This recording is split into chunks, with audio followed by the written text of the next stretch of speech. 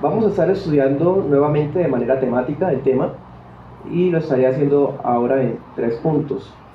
El primer punto veremos los sujetos aptos para la ordenanza. El segundo punto veremos un reflejo del compromiso de obediencia personal. Y el tercer punto será la importancia de la inmersión completa. Bueno, vamos entonces a estudiar la ordenanza un poco más a fondo directamente. Porque sí, hermanos, el bautismo es una de las ordenanzas del Evangelio y precisamente por eso es menester examinarla en el Nuevo Testamento. ¿Sí? Y precisamente es en el Nuevo Testamento donde aparece lo concerniente a los sujetos aptos, al significado y a la forma correcta de administrarlo.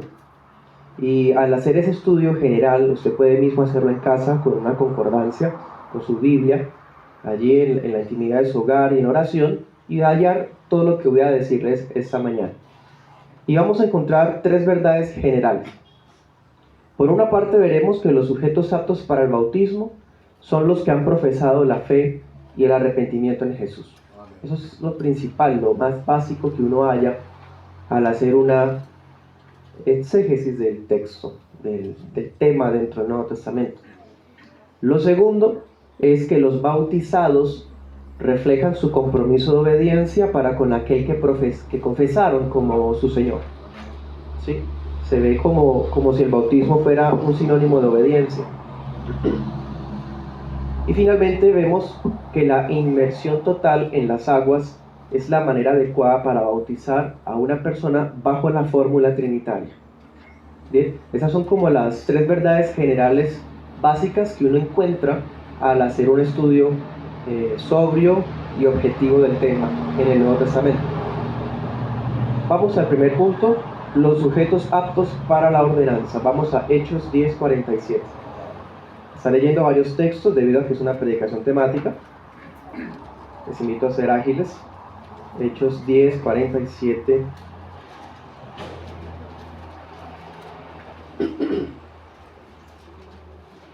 Tenemos este caso también muy hermoso, a veces apelado por otros para seguir sustentando su idea.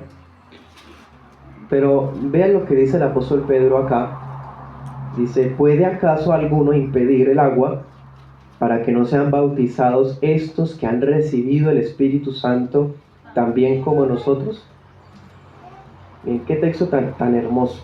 Y a propósito, ese texto tumba de una vez esas ideas extrañas,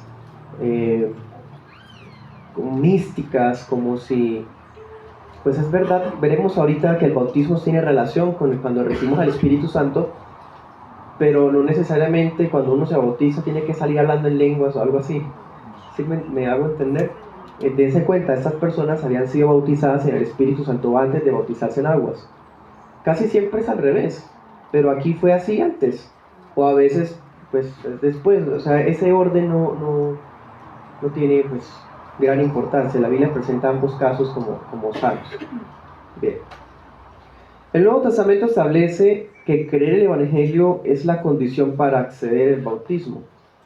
En este contexto de la casa de Cornelio, vemos a una familia con unos invitados amigos de Cornelio, quienes escucharon la predicación por parte de Pedro, y mientras él predicaba, de repente vino el Espíritu. ¿Sí? Es decir, se estaba predicando el Evangelio del Nuevo Pacto y esas personas lo están recibiendo con fe. Ya con el simple hecho de reunirse en la casa de su amigo para escuchar a un desconocido, ya eso era mucho, ¿no? Ya el Espíritu Santo estaba preparándoles el corazón para lo que iba a ocurrir. Pero aquí implícitamente encontramos la fe, esa fe que aparece explícitamente en Marcos 16:16, ¿se acuerdan? El que creyere y fuere bautizado será salvo, mas el que no creyere será condenado. ¿Sí? ¿Cuál es la condición para el bautismo? Creyere. ¿Sí? Lamentablemente, bueno, las sectas utilizan ese versículo para decir que el bautismo salva. El que creyere y fuera bautizado será salvo. Pues siempre se caracterizan las sectas por interpretaciones simplistas, ¿no? En realidad lo que el pasaje está diciendo, Marcos 16:16, es que creyere y fuere bautizado, ese fuere bautizado está condicionado a creyere, a la fe. Entonces, la fe, pues la salvación no vino por bautizarse, sino porque creyó primeramente. Y eso es lo que testifica todo el Nuevo Testamento. Bien, entonces dense cuenta, definitivamente sí, la fe es la condición para acceder al bautismo. Pero no solamente la fe. Hechos 2:38, que es uno de los pasajes vistos ayer, el apóstol Pedro, otra vez, dice, arrepentíos y bautícese cada uno de vosotros en el nombre, ¿cierto? Arrepentíos. Le habla a la multitud de judíos compungidos de corazón, es decir, habían sido convencidos de pecado, de justicia y de juicio por el Espíritu Santo, y el Dios Todopoderoso abrió el corazón de estas personas para eso, para que se arrepintieran. O sea, vemos el bautismo condicionado a la fe y al arrepentimiento. Bien, y es que la conversión y el bautismo son cosas inseparables, aunque diferentes. Obviamente es diferente la conversión al bautismo, pero no son separables. La primera, la conversión. ¿Quién la practica? Dios. ¿En qué parte de nuestro ser? En el alma. Dios convierte nuestras almas. Es Dios el que lo hace. Pero el bautismo, ¿quién lo practica? La iglesia local. La iglesia local preside el bautizo. ¿Y en qué parte de nuestro ser se aplica? En el cuerpo físico del creyente. ¿Se dan cuenta la relación que hay? O sea, son inseparables, pero son diferentes. Pero dense cuenta, la conversión, diría Peter Masters, la conversión es lo real, de lo cual el bautismo es la representación. ¿Sí? Es la fe, hermanos, lo más primordial en el bautismo. Esa fe que puede transformar al hereje unitario en un portador de la verdad del Evangelio. Es la fe la que convierte al borracho más despreciable en un hombre de sabiduría y sobriedad. Es la fe la que transforme a la ruin promiscua en una mujer piadosa y pura. Es la fe la que cambia al ladrón miserable en un hombre de verdad y de generosidad. Esa fe, esa es la fe viva, que es el requisito para que las almas vengan a las aguas bautismales. Y esa es la fe la que se nos regaló a todos nosotros y la que nos movió, nos constriñó, diría Pablo, para ir a estas aguas. Entonces, así como denunciamos el bautismo de infantes como una práctica antibíblica, pues también entonces debemos denunciar como antibíblicos los bautismos vicarios. ¿Han escuchado eso? La secta mormona practica esas cosas. Bautismos vicarios, por decir algo, mi tío se murió sin bautizarse, entonces me bautizo en nombre de él. Hay otro tema también usado especialmente por la iglesia papista, los bautismos clínicos. ¿Han escuchado eso? El bautismo clínico es como decir, mi primo está muriendo, no se le pueden aplicar los santos óleos porque no es bautizado, entonces vamos a bautizarlo de emergencia. ¿Sí? Entonces se le bautiza y luego se le aplican los santos óleos, sí, como un bautismo de urgencia, porque como creen que el bautismo regenera, entonces para que no se vaya al infierno.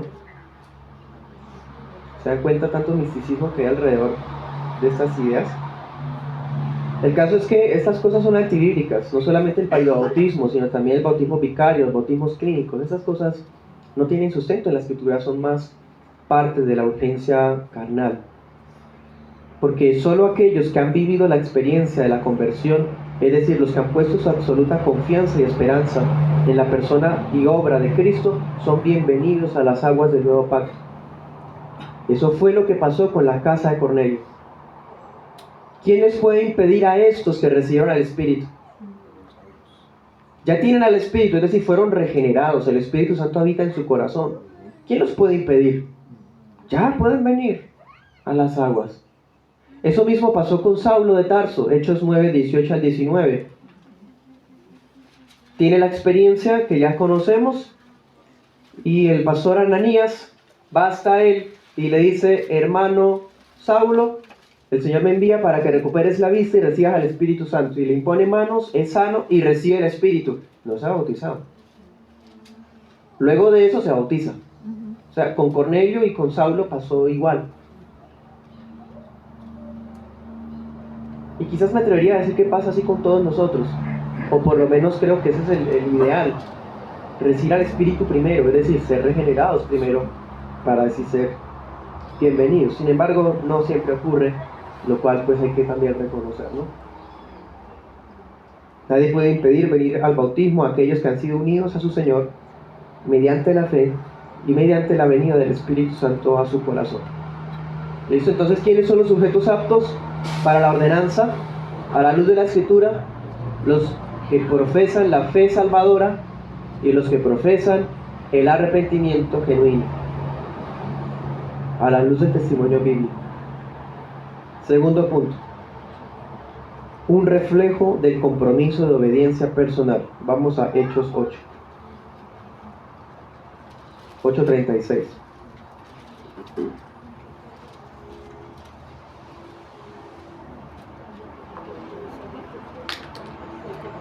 Tenemos el clásico ejemplo del eunuco. Dice: y yendo por el camino, llegaron a cierto lugar donde había agua, y dijo el eunuco: mira, aquí hay agua, ¿qué impide que yo sea bautizado? Y Felipe dijo: si crees de todo corazón, bien puedes. Y respondiendo dijo: creo que Jesucristo es el Hijo de Dios. Y mandó parar el carro, y descendiendo ambos al agua, Felipe y el eunuco lo bautizó.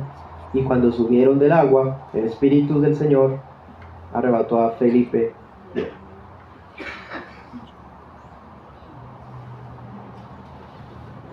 Cito nuevamente a Masters, abro comillas: el bautismo enfatiza una clara línea de distinción entre aquellos que son salvos y los que no. Cierro comillas. Aquí vemos el caso de un creyente genuino, una persona que previamente había estado estudiando la Escritura, pero había muchas cosas que no entendía, hasta que alguien de manera bíblica y ortodoxa se la explicó y el Espíritu Santo le dio entendimiento. Apenas le da entendimiento, esta persona no se queda aferrada a su religión. Esa persona no se queda como preocupada: es que yo tengo un oficio, un trabajo con la reina, y de pronto si me vuelvo cristiano, entonces me toca como, dejémoslo para después. No, es una persona, él mismo es el que dice: ¿qué me impide? Él no lo posterga, porque tiene una fe genuina y se arrepintió de verdad. Él no dice: no me siento preparado. Manda parar el carro. Y Felipe le dice: ¿pero de verdad crees? Podemos imaginarnos a Felipe sorprendido porque le acaba de enseñar. Bueno, habrá sido una enseñanza excelente, ¿no? Pero de todas formas siempre está la sorpresa, tan pronto, que haya entendido tan rápido, qué bueno. Quiso bautizarse, fue a las aguas, que por cierto aquí se puede ver la inmersión, por lo menos en 3 líneas allá, en ese texto. Siendo una de las ordenanzas del Evangelio, el creyente que la cumple refleja la obediencia de los regenerados. No puede existir un creyente que simplemente no guarda los mandamientos del Señor. El bautismo refleja el comienzo de nuestra relación de regeneración. Para nosotros el bautismo no regenera, pero sí refleja eso, refleja la regeneración. Es un testimonio viviente de que la persona fue regenerada, de que la persona fue adoptada por Dios como hijo de Dios y que la persona es discípulo del Señor Jesús. Hermano, por medio de la fe puedo decirle hermano, pero si no se ha bautizado, puedo sospechar de esa fe. Porque un hermano, un discípulo del Señor no va a estar satisfecho en esa condición. O sea, afirma que está regenerado y no lo muestra bíblicamente. Que esa enseñanza pueda animarles a que se arrepientan los que han postergado lo que no puede postergarse.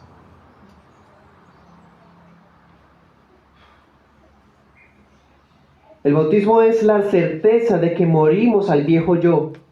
Es igual que aquella persona que está en unión libre y dice: es que todavía no tenemos plata. no me siento preparado para casarme, sí, pero para convivir, sí, y hasta hijos tendrán. Es el pretexto para seguir viviendo su vida libertina e inmunda. Muchas veces el que posterga su bautismo es por eso, no quiere comprometerse. Es un convertido a medias, si es que eso existe. Cuando nos bautizamos, estamos mostrando la adquisición evidente de una nueva vida. Y los padres de la iglesia lo testificaron. Ayer en las citas que mostraba, hasta les hablé que se quitaban casi que toda la ropa, bañarse completamente, no querían ni que un cabello quedara sin mojarse para ser renovados todo. Pero aquí hay otros que entonces prefieren ir a un encuentro, a un retiro, y se contentan con eso. Y no necesitan ir al bautizo porque no quieren ser religiosos, por favor.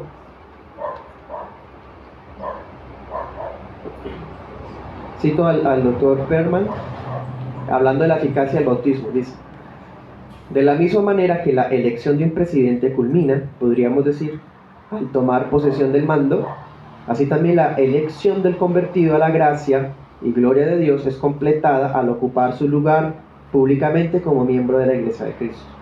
Cierro comillas. El bautizo entonces es el compromiso público de obedecer la voluntad de Jesús en su vida. Y precisamente, entre paréntesis, precisamente por eso, debido a la madurez que se requiere, también negamos el bautismo de infantes.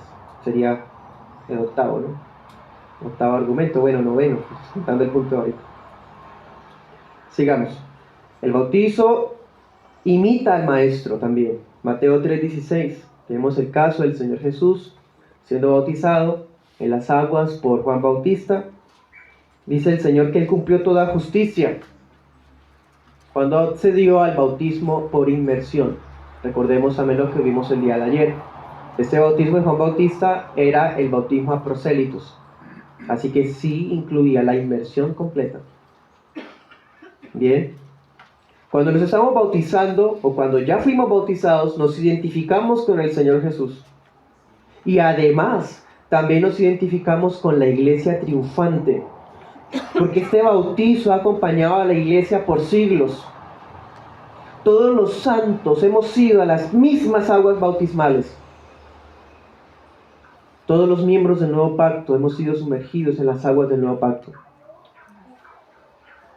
Los que no son parte de ese pacto, sencillamente no les interesa. Y aquí vemos el caso del eunuco, yendo a las aguas bautismales, un hermano en la fe. El bautismo también, hermanos, nos recuerda nuestra misión como iglesia. Mateo 28, 18 al 19 dice: por tanto, id, que haced discípulos de todas las naciones, bautizándolos en el nombre del Padre, y del Hijo, y del Espíritu Santo. Ese concepto, ir y bautizar, se refiere a hacer discípulos, a ser estudiantes, gente que se prepara previamente. Y dense cuenta porque implica la formación antes y después, porque dice, y hacer discípulos, mateseusa, te dice en el griego, dando a entender de hacer, como instruir, ¿sí? Entonces hubo instrucción, bautizándolos en el nombre y enseñándoles que guarden todas las cosas, ¿sí? O sea, se enseña para antes, se enseña para después.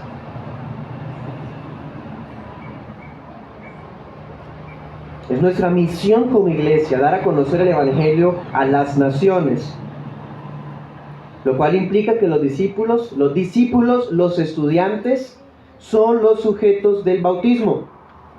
Aquellos que previamente han recibido la instrucción ortodoxa de la doctrina cristiana y que no se van a quedar conformes, porque quieren más, quieren conocer más y más al Señor. Todo lo que aprendieron del discipulado de bautismo, qué hermoso. Ya lo guardé por allá la cartilla y ya nunca más volví a estudiar. Eso es imposible. Estudiamos esa cartilla hermosa, inolvidable, pero salimos a estudiar más. Nos encanta, nos fascina seguir estudiando y hay tantos misterios, hermanos, tan solo en la cristología. Porque estudiamos para llegar al bautismo y seguimos estudiando después del bautismo. Vamos al tercer punto, la importancia de la inmersión completa. Vamos a Romanos 6:3.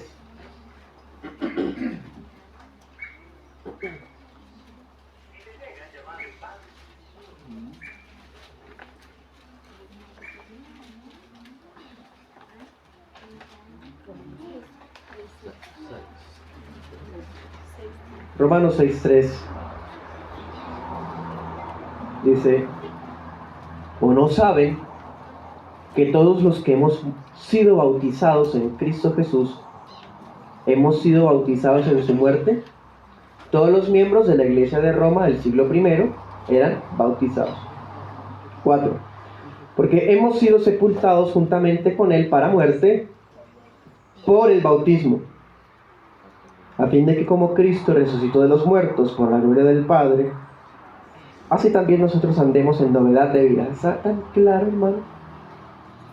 ¿Cómo puede alguien decir que ha muerto en Cristo, ha resucitado juntamente con Cristo y no ha querido bautizarse? Es muy extraño. Si el elemento fundamental de la ordenanza es el agua, ¿por qué insistimos tanto en el método? Es que, ¿por qué somos tan incisivos en esto? Que tiene que haber una inmersión, que es quizás lo más conocido de los credobaptistas, que algunos nos dicen inmersionistas.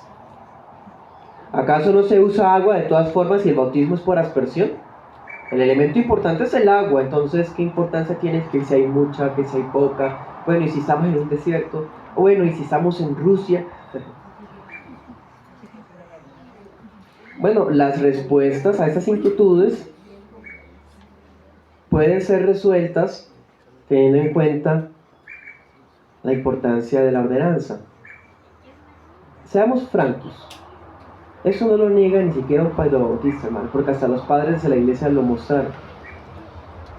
El método de inmersión es más acorde con el significado espiritual del bautismo. O sea, si vemos que es un ritual simbólico, es un símbolo que tiene más similitud a la realidad espiritual haciéndose por inmersión que por aspersión. Porque estamos siendo sepultados juntamente con Cristo y resucitados con Él. No, pero es que el Señor no fue sepultado, Él fue metido en una cueva. El concepto mismo de bautismo implica sepultura. Y es más, Pablo está haciendo un juego de palabras. Él no está queriendo decir que nos morimos literalmente crucificados para ir a ser metidos literalmente en una cueva. No, él está haciendo un juego de palabras. Fuimos juntamente crucificados con Cristo para morir al viejo hombre. Luego fuimos sepultados juntamente con Cristo en el bautismo. Luego resucitamos juntamente con Cristo cuando salimos de las aguas bautismales. Entonces el bautismo por inmersión es más acorde con el significado espiritual. Entonces la inmersión total del creyente en las aguas ilustra la muerte.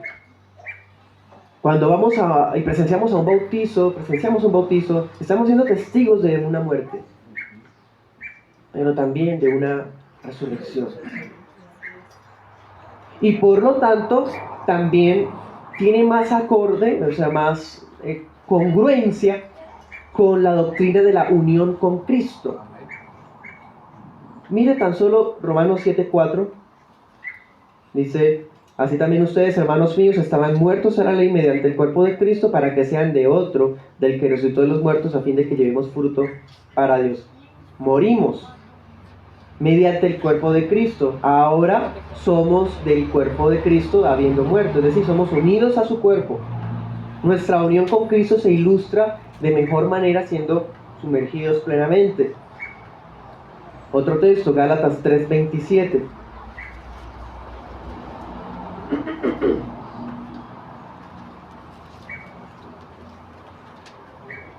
Pues todos los que habéis sido bautizados en Cristo, de Cristo estáis revestidos. Otra cosa, el método de inmersión es más acorde con el significado de que salimos vestidos de Cristo.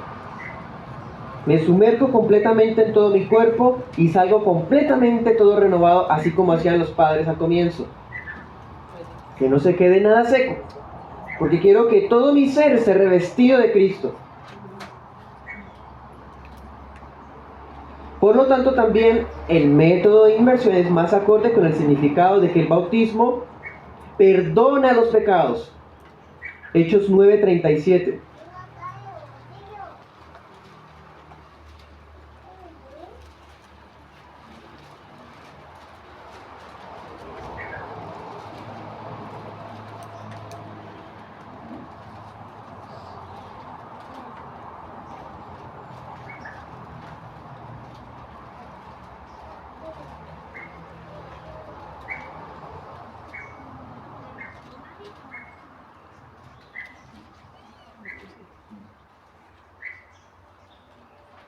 Perdón, 9:17.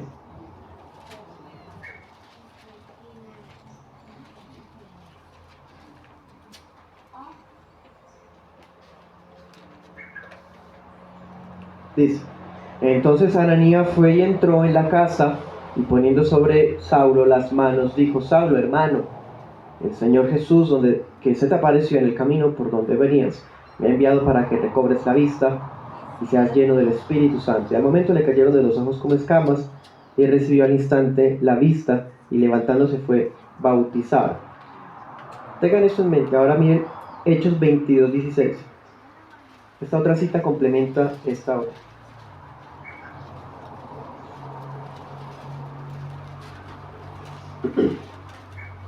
Aquí Pablo le cuenta a la multitud la experiencia de ese día. Miren lo que dice. 22:16. Aquí él cuenta lo que Ananías le dijo. Dice: serás testigo a todos los hombres de lo que has visto y oído. Ahora pues, ¿por qué te detienes? Eso más le dijo Ananías. Dice: levántate y bautízate y lava tus pecados, invocando el nombre del Señor.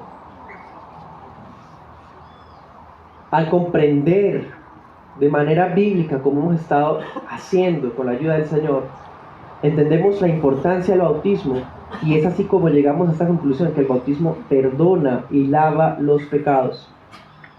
Porque siguiendo la idea que veíamos ayer de los lavamientos antiguos, ya el bautismo es la realidad de ese lavado completo en nuestro ser. Y tiene sentido, hermano.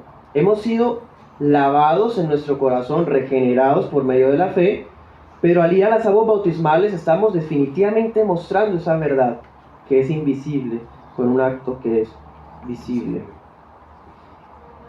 Puede ver otros pasajes: Juan 13:8 y 10, Apocalipsis 22:14. En fin, hay una conexión entre el bautismo y el perdón de pecados que tampoco se puede ocultar. A veces, con el temor de pronto no pensar que el bautismo es el que salva, entonces decimos: no, tampoco perdona los pecados. Es que hay tantas verdades espirituales encerradas en el acto, que no es que el agua tenga ahí, que de repente en el río o en el bautisterio esas aguas se transformen en algo sobrenatural. No, sigue siendo agua, pero el acto, la fe, la unión con Cristo, todas las verdades que están ocurriendo ahí en ese momento son tan reales como esa agua que está ahí. Por eso se puede afirmar eso, hermano.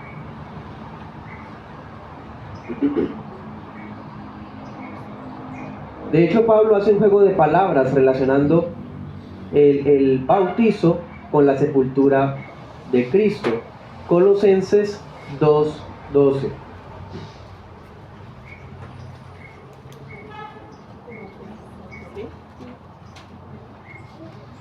Colosenses 2:12.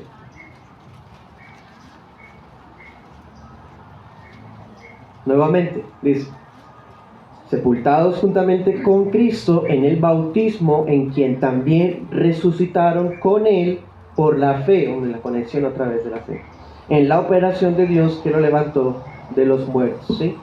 Hay una conexión, hermano, que es inevitable. Bautismo es morir. Dice Pablo en otro pasaje también en Romanos 7, cuando uno muere, ya deja de estar sujeto a la ley. Ya la ley no tiene poder sobre uno.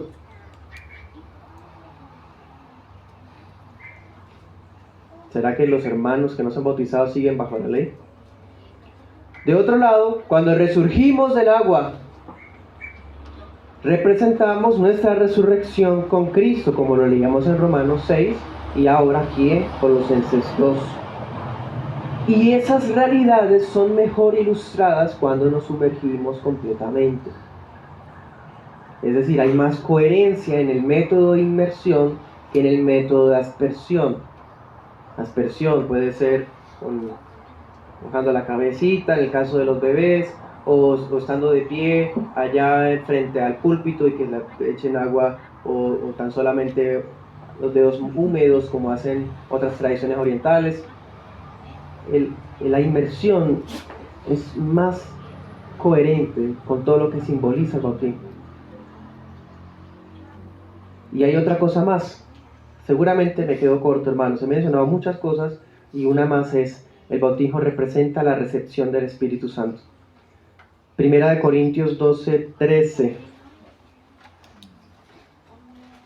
Dice: por un solo Espíritu somos todos bautizados en un solo cuerpo, sean judíos o griegos, sean siervos o libres, y a todos se nos dio a beber de un mismo Espíritu.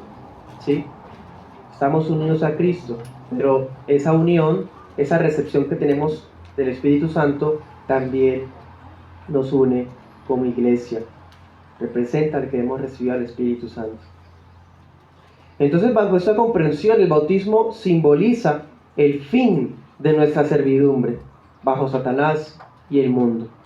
Simboliza que somos ciudadanos del reino de los cielos, que recibimos por gracia la membresía en el cuerpo universal de Cristo.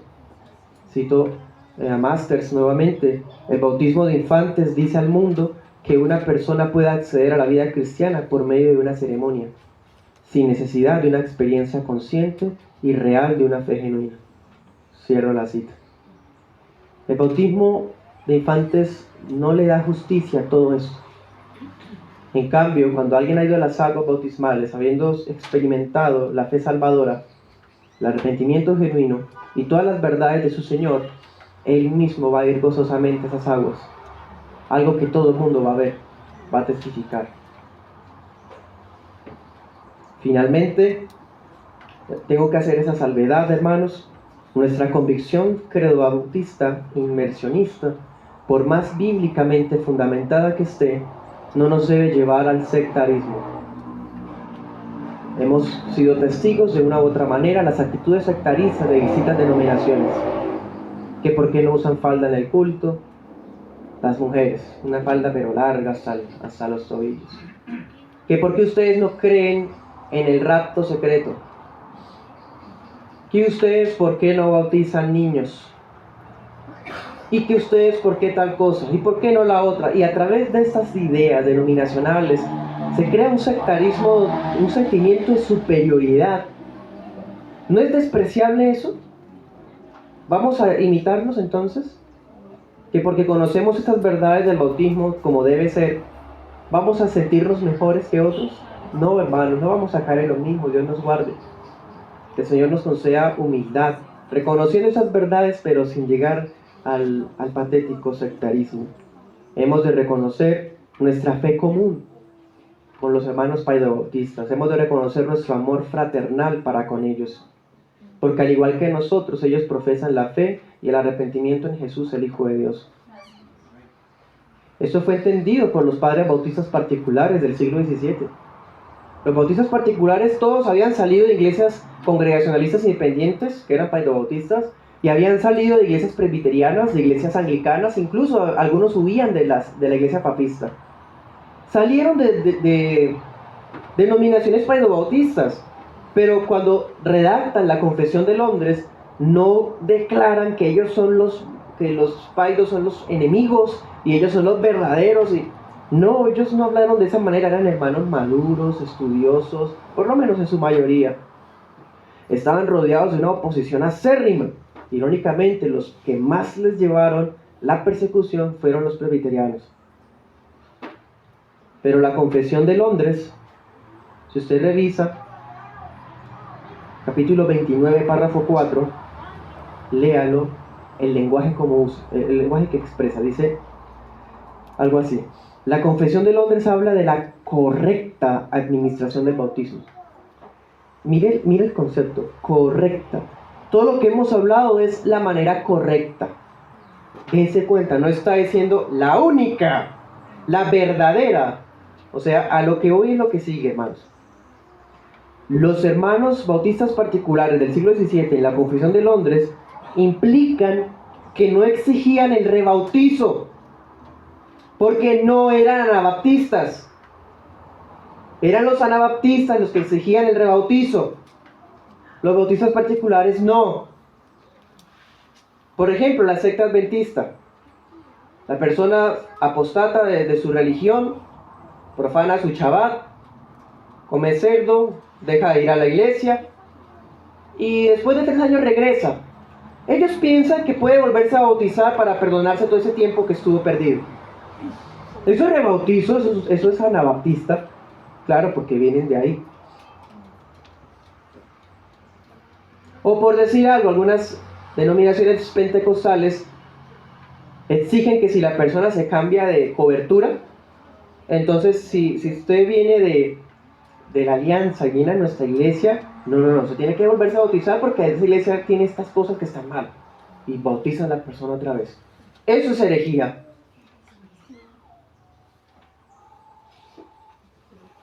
Entonces la Confesión de Londres habla de la correcta administración, es decir, ellos no exigían el rebautizo de hermanos que habían sido bautizados por aspersión, e incluso de hermanos que habían sido bautizados de infantes. Ellos no exigían ese bautizo. Pero usualmente el que llegaba de ese trasfondo quería bautizarse. Diferente. Porque es que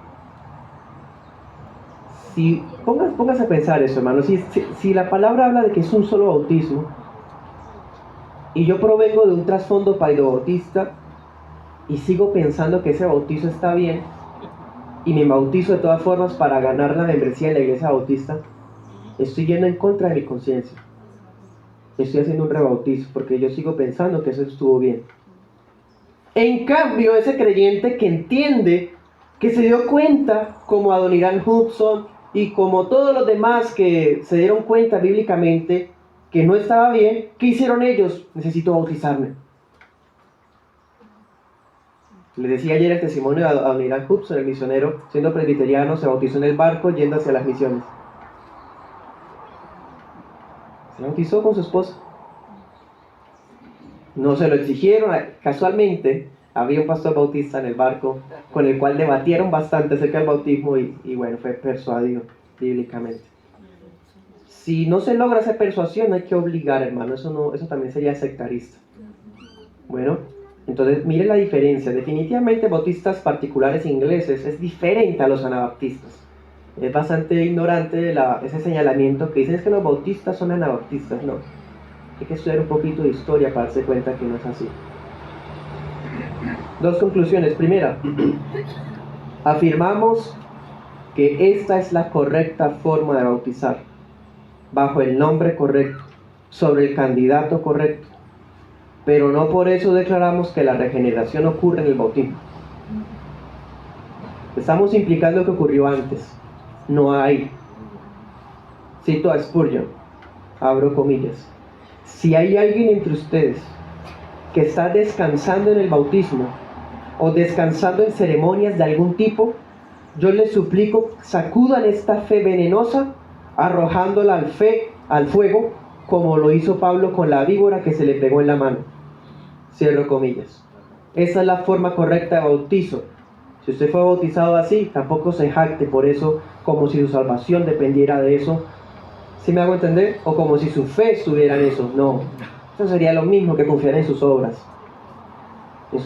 Como las otras denominaciones o las sectas que confían en sus penitencias. Segunda conclusión, tampoco incurrimos en el desprecio anabaptista. Los anabaptistas también se caracterizan porque dicen que las ordenanzas son meros memoriales. Los bautistas confesionales no decimos eso. Las ordenanzas no es una mera conmemoración. Los anabaptistas rebajan las ordenanzas a simples recordatorios externos de testimonio público. Bueno, pues por culpa de esas ideas es que hoy vemos tantos creyentes, tantos que dicen que son creyentes, que postergan su bautismo. Claro, porque no le dan la importancia. ¿Eso qué es? Eso es una actitud anabaptista. Es decir, no, yo sé que es importante, pero todavía no, yo como que después, a su tiempo, el tiempo es hoy, dice la palabra. Eso es un extremo, ¿no? Los que postergan el bautismo, pasan años y no se han bautizado. Y hasta pueden llegar a servir en una iglesia y sin bautizarse. Ahora hay otro extremo. Aquellos que hacen eventos entusiastas y bautiza al que quiere. Ni idea quién es esa persona, no hubo una evaluación de su testimonio, ni siquiera hubo un discipulado chiquito como el de Felipe con el eunuco. Bueno, que eso no va a ser un discipulado chiquito. Una clase sistemática, breve pero poderosa. Bueno, es que ni eso le da la importancia, hermano. No hubo ni siquiera reflexión. Eso también es una actitud anabaptista. Ni tampoco lo rebajamos restando la importancia, pero tampoco vamos a hacer este tipo de, como el deseo de que vengan y bautícense todos los que quieran. Cito al doctor Waldron, abro comillas. Si bien el bautismo no salva, sí formaliza la salvación en una transacción o ceremonia de pacto entre Dios y la persona bautizada. Cierro comillas. Querido hermano que no se ha bautizado, no postergue más lo impostergable. Y venga estas aguas, aguas que se mostrarán que usted está siendo lavado de sus pecados y que toma una nueva vida en Cristo Jesús. Oremos.